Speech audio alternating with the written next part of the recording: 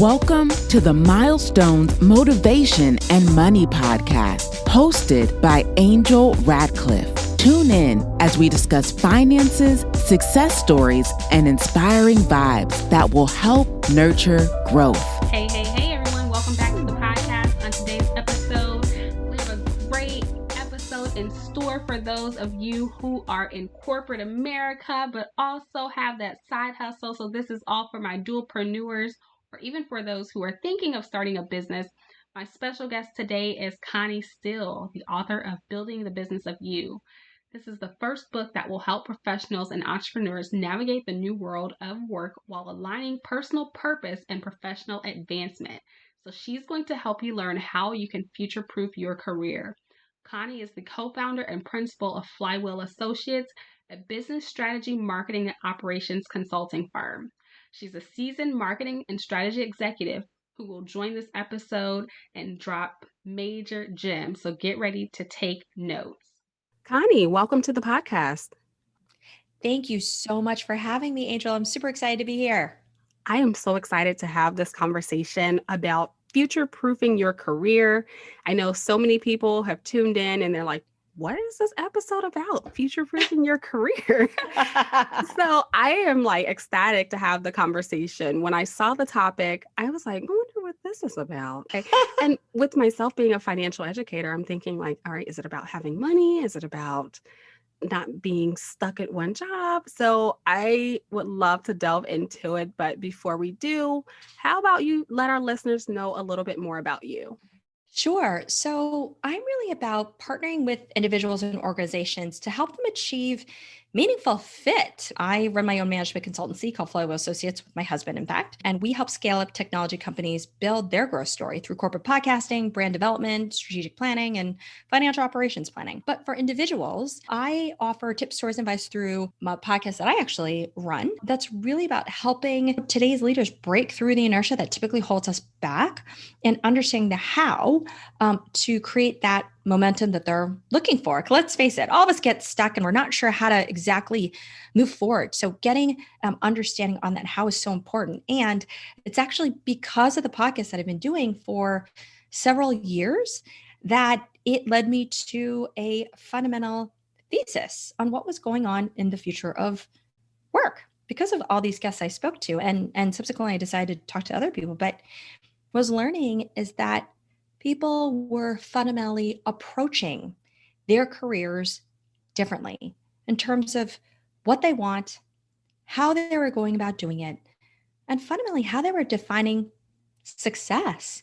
And so all these insights that I was getting, my own personal passion of understanding how work was changing over the past 10 years, ultimately led to the book that I wrote called Building the Business of You, a system-aligned passion and growth potential through your own career mashup. And that ultimately is how I started to learn how people were future-proofing their career. That sounds exciting. Congratulations on the book. Thank you. And I know writing a book is not an easy feat. I am an author as well, so I can definitely understand maybe some of the pain points, excitement, but the book is here and we will definitely touch base on that and where our listeners can find it. I want to get right into it because this whole future-proofing your career, give us a definition. To future-proof your career ultimately is a way of managing risk, right? Because in today's new world of work, uncertainty is the new certainty because we know change is constant. The pandemic has been obviously a reflection of that, where you don't really know what's going to happen day to day. So when you think about what the future is really about, it's about being fluid versus the narrative that you're currently hearing about the future of work, of what people maybe typically have heard. That, it's about machine learning, it's about automation, machines taking over everything, or it's about building a better culture, it's about diversity. But for me, everything that I saw and everything I was observing about the individual, and this is even prior to the pandemic, it's about being fluid. And what do I mean by that? It means that, again, there's constant change, to find that traction you now have to go with the flow. I think a lot of us had to feel that, but it's because technology and the way businesses now run and opportunities are run, there's a lot of optionality that people have. And there's a lot of choice in working in different environments because people want to work where they want, when they want, using the tools they want, and the time that they want. And now it's this shift where people realize instead of taking this linear, sequential, very conformist and rigid career growth and development path where it's all about conformity, it's shifting to one where it's about being fluid. It's much more collaborative. It's multidimensional. It's multifaceted. And it's about really reflecting you.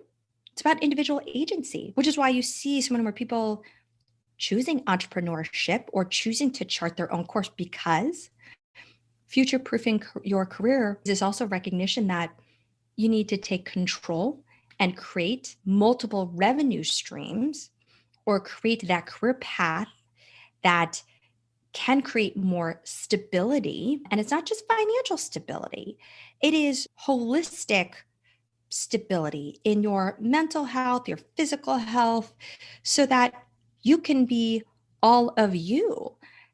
As you probably have seen, Angel, a lot of folks are now very aware that continuing, I hate to say toil away, but there's certain roles that they've had where it's been difficult and it doesn't quite fit for them and they want to take more control.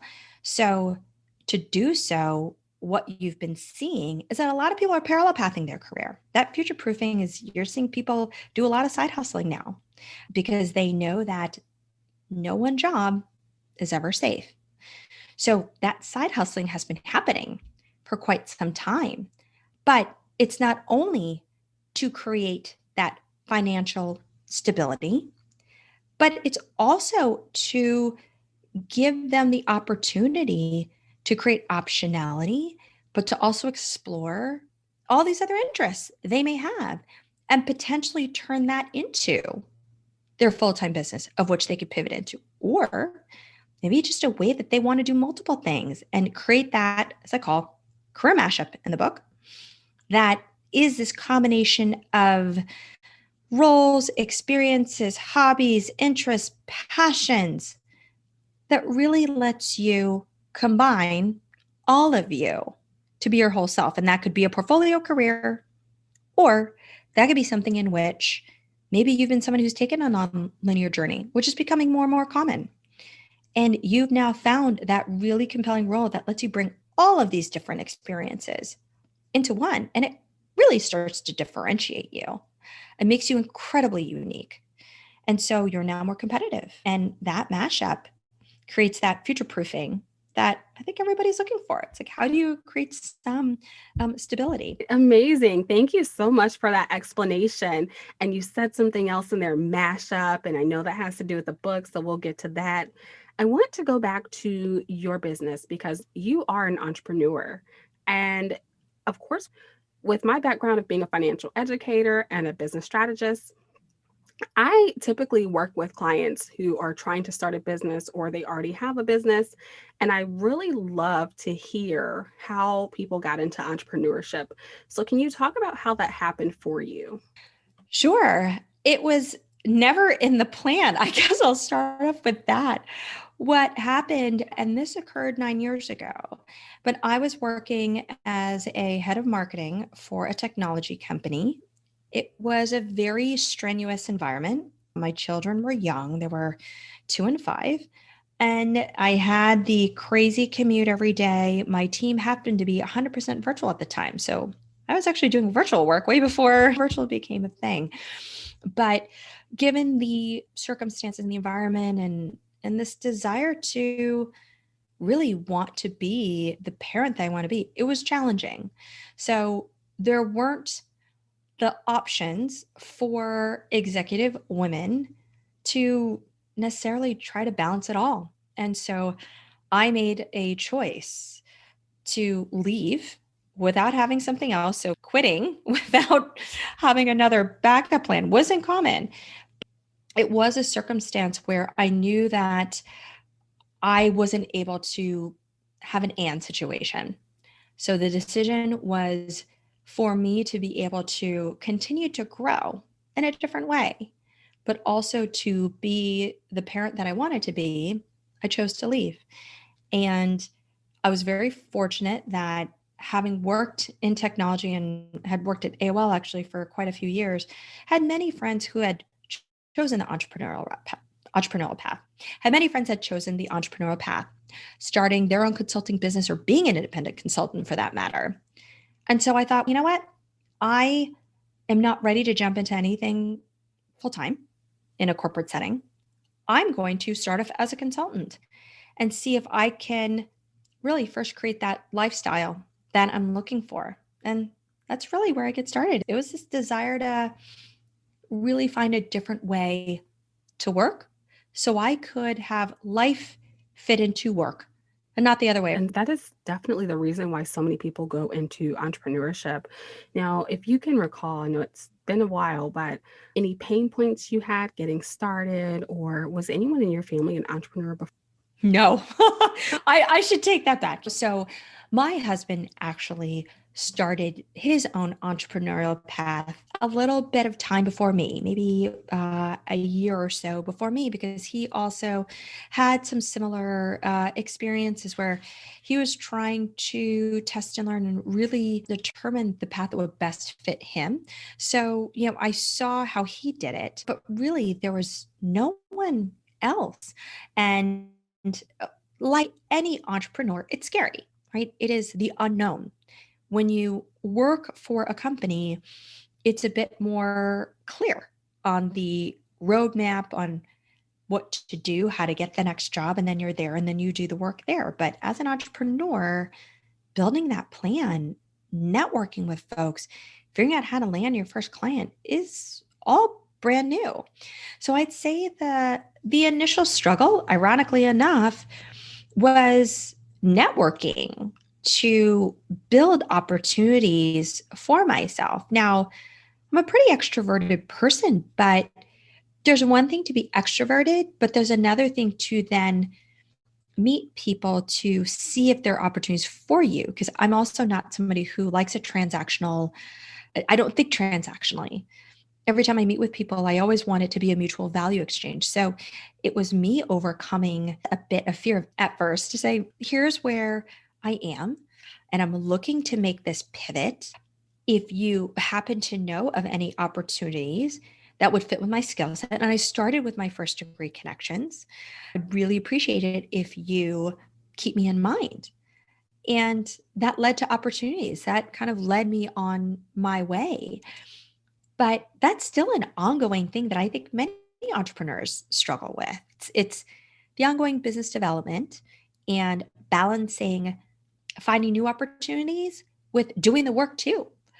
Because it wasn't my initial goal when I started off to build a big consulting firm. It was, again, to create a lifestyle such that I could still continue to grow and build my client base, but also be there for my children. So I know a lot of people probably feel that way too, that it's always a balancing act. And I want to get into more of the corporate experience, because over the weekend I was on Instagram and I'm just scrolling and I saw someone discussing entrepreneurship, and they said you should really use corporate as your learning ground before you step out and start your business. And I wish I could remember the guy's name, but he says, if you want to be an entrepreneur, take advantage of corporate, level up your skills. And he used the phrase infiltrate, educate, and vacate. I love that. I wish I could remember. Yeah. Give him a shout out, but I'll find it and put it in the show notes. But do you feel as though your corporate experience really led you to doing what you do now in your own business? Absolutely. I do. I don't regret my corporate experience at all, because it was a really good training ground to understand how run organizations operate. I would have never learned some of those skills that I have today had it not been for the corporate experience I had. Now, that being said, things are fundamentally changing, and you have a lot of people who are not necessarily choosing the corporate path right out of school because they see entrepreneurship being a really compelling place to just build, because there's a desire to just build and move fast. And there's trade-offs with corporate. You can't really move at the speed at which you'd want. Now, the thing that is so important, though, for those who are choosing that path is to find mentors or places where you can get that really great foundational training. I know it's something that you espouse too. It's when you, the most important thing is if you can get a core foundation and have that strategic foundation to help you understand how things run, how to think, how to do, that will help you demonstrably as you grow and matriculate in your career. And at the time that I started, entrepreneurship wasn't as big of a thing. Even though I spent my time in tech, it wasn't as big of a thing it is now. But yeah, to answer your question, I do think it's really valuable. But for those who don't want to take that path, I understand. But what's important is that you find those resources that can give you a really solid foundation so you can understand what a well-run company looks like, because it will help you. Just when you have a sense of that, like the end goal, it'll just help you as you craft your business along the way. Definitely. And when we're thinking about the future of work, with the rise of so many entrepreneurs, what's your view on the future of work? So fundamentally, as I mentioned before, the future is fluid. And what that also means is that convergence is fundamentally happening. Specifically, people now see things as an and situation, not an or. So before, for me, I had to pick life over work. Personal and professional now inextricably tied. People want to find that balance. So you see basically a blending of these things now. It's, work, life, professional, personal, thinking, doing, purpose, profit. They're really now all intertwined, because at the end of the day, today's worker recognizes that they want to be all of themselves. There is a fundamental acknowledgement that if an individual can't be whole and show all of their sort of multifaceted layers and also feel mentally and physically balanced, then they're not going to be able to bring their A game to whatever working situation they have. So that's obviously one rise into entrepreneurship. But, the other big trend that's been happening is that, at the end of the day, people are products and services on the web, whether they like it or not. So all of us have been on LinkedIn or checking out people's profiles. It's one big Amazon for people. And so folks are looking at your profile as a product. As a result, what that means is you need to take control over your personal brand. You are now the CEO of you. You're now a business. And so ultimately, to chart the course that you want to be all of you, you now need to strategically plan like a business so that you can achieve the various goals that you have. Because let's face it, people's goals when it comes to work and life are not narrowly focused anymore. It isn't solely focused on money, power, title. But what is that goals are much more expansive now. They are absolutely about happiness and fulfillment and balance, or people have a lot of different goals, and they're not ones in which, they're equal in nature. And so if these goals are equal in nature, it also means that not one job may be the role that fulfills all of it, which is why then people are probably parallel pathing these, because they're like, they want to do multiple things. So by taking on multiple roles, parallel pathing, creating their own career mashup, as we had said earlier on, that portfolio career, if that's what they choose, they're able to really fulfill and address and achieve those goals they set out for themselves, and in turn reflect. Awesome. Thank you so much, Connie. I know we want to focus more on someone who's like in their career, but I have to ask this question solely because we are discussing the future of work. And so the question is more related to organizations. What should they do to align their goals with the changing workforce? What's so important is that they start to plan alongside their employees. So for organizations to create the traction they want in this new future of work, what it requires them is to be fundamentally aligned with their employees. Let's face it, people are what make up a company. And there's been a fundamental shift that the power is now really shifting towards the employees. You're finding folks that they're not going to stay in a company for 4, 5, 10 years. They're going to go in, learn everything you want to learn, and then leave.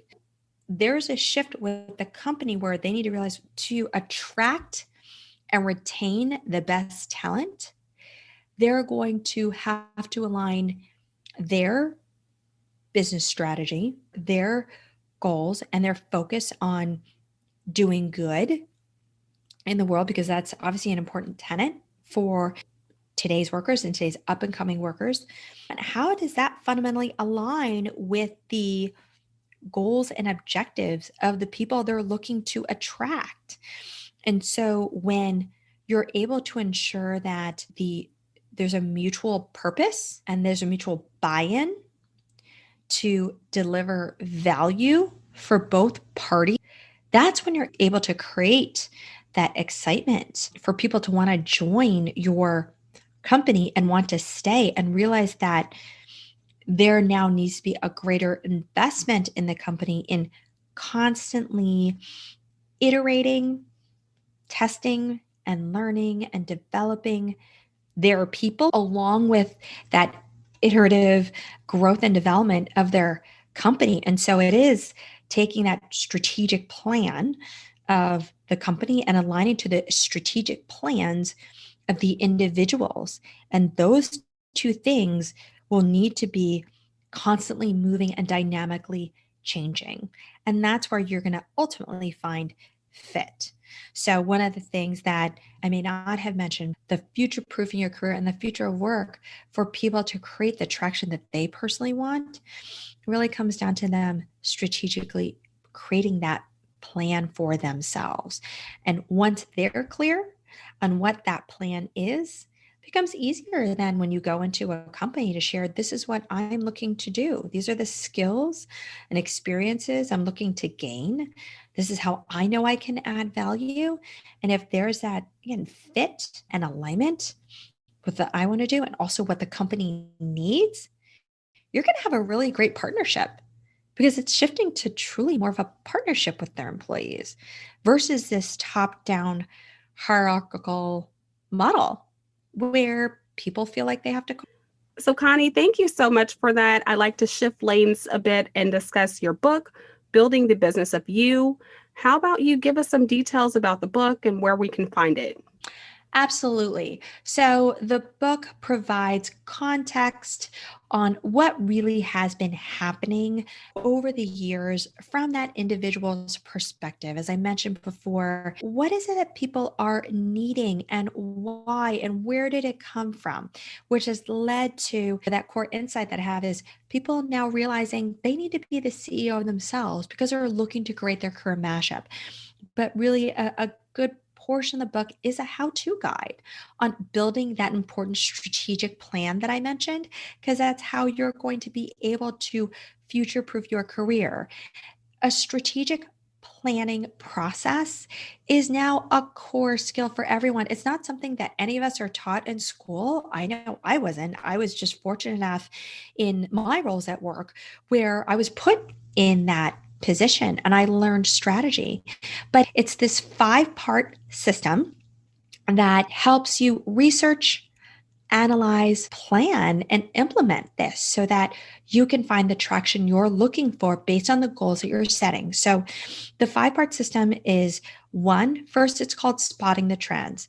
What it means is that you're just spending the time to research, study, analyze, and find those insights of what's happening in the market, in the industry, or those companies that you're interested in or you're looking to pursue or pivot into. Because once you start to do that, you're going to see, interesting, here's some trends that I see. Here's some insights. Maybe this is opportunities where I can take my skill and make that pivot. That's where I can add value. At the same time, you need to do your own internal analysis of you to say, where are the environments that I work best? What's the value that I offer in what way the most?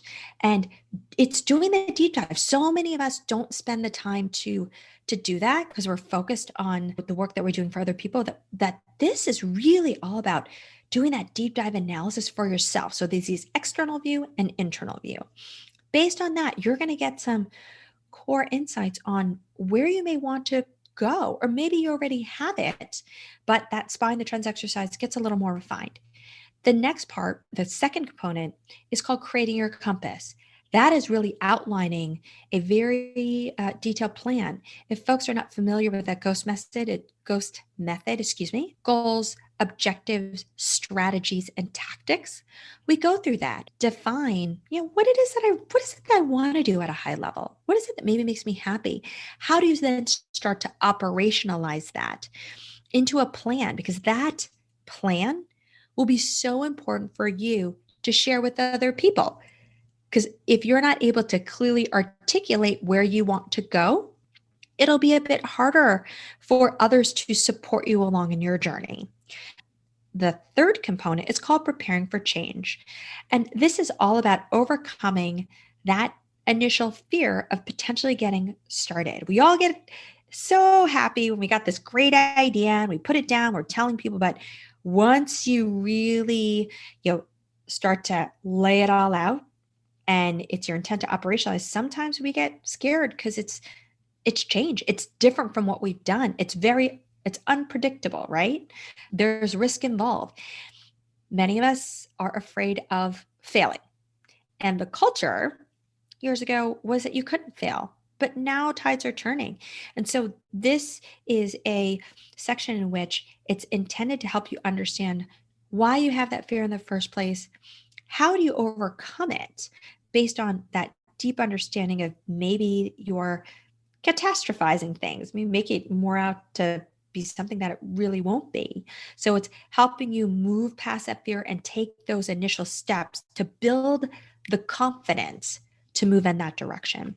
The fourth is about networking. It's building that village. And how do you authentically connect to other people to then support you along the way? I know you did a podcast episode actually on networking around it and how do you build those mutual connections? Because again, all of us need people to help us.